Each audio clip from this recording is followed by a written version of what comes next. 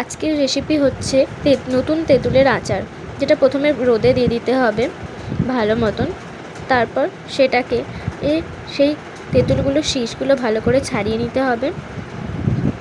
তারপর একটি পাত্রে রেখে এবং শীষগুলো আলাদা আলাদা পাত্রে রেখে নিয়ে নিতে হবে তেঁতুল, নতুন তেঁতুল, পাকা জিরে, ধনে, মৌরি, শুকনো লঙ্কা, গুড়, নুন, 5 ফোড়ন, শুকনো লঙ্কা ও তেল, সরিষার তেল।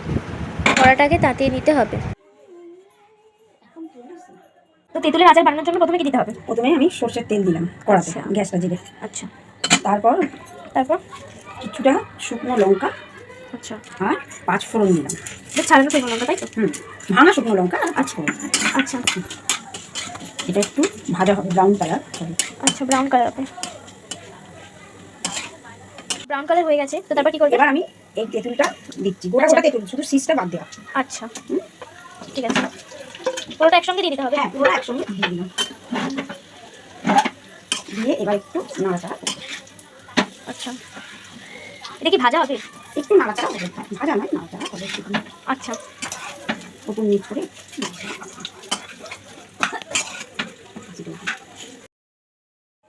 তারপর কি দেবো? তারপর আমি নুন দেবো, কতটা? পরিমাণ মতো নুন দেবো।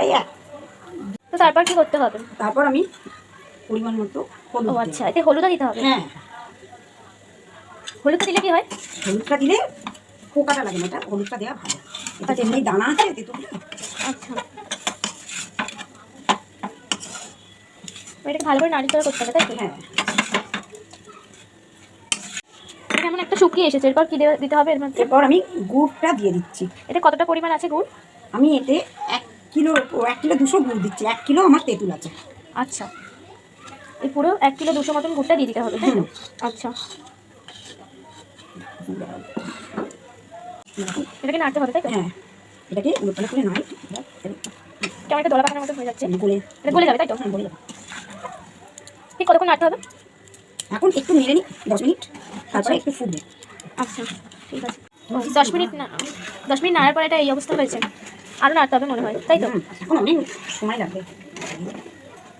এইভাবে ফুটে এসেছে। এখন অনেকক্ষণ ফুটবে। এরপর একটি অন্য কড়াই নিয়ে তাতে শুকনো লঙ্কাগুলোকে ভাজা ভাজা করে ফেলতে হবে শুকনো কড়াই।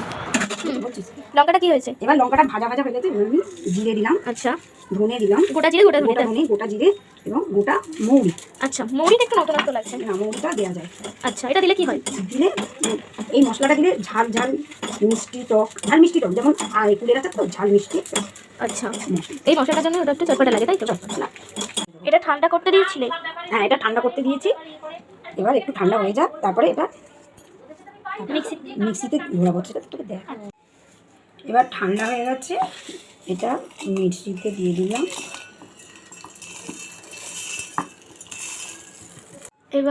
এবার আমি এটা মিক্সিতে ঘুরিয়ে দিই। হয়ে গেল, ভাজা মশলাটা রেডি। এবার কি করতে হবে? এরপর এটাকে আমি এর মধ্যে ছড়িয়ে দেবো। এর মধ্যে ছড়িয়ে, ঠিক আছে, এটা সবটাই দিয়ে দিলাম। দিয়ে এবার উলটপালট করে মিক্স করে নেবো। নেড়ে নিতে হবে, তাই তো?